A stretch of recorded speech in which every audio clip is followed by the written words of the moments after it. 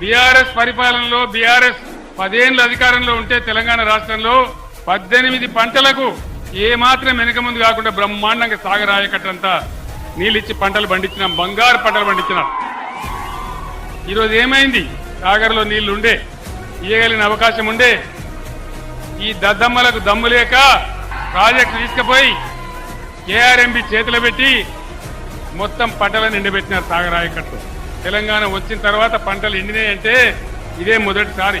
రైతు బంధులో దగా, రైతు బీమా ఉంటుందో ఊడుతుందో తెలియదు.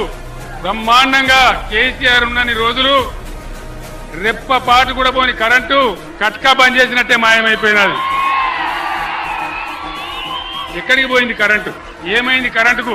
వీళ్ళు కొత్తగా గడ్డపారలు బట్టి తవ్వి పనిచేసే అవసరం లేకున్నా కేసీఆర్ 9 ఏళ్ల పాటిస్తున్న కరెంటును కూడా నడిపించలేని అసమర్థులు ఈ రోజు రాజ్యాన్ని వెళ్తా ఉన్నారు మన దగ్గర. దయచేసి మీరు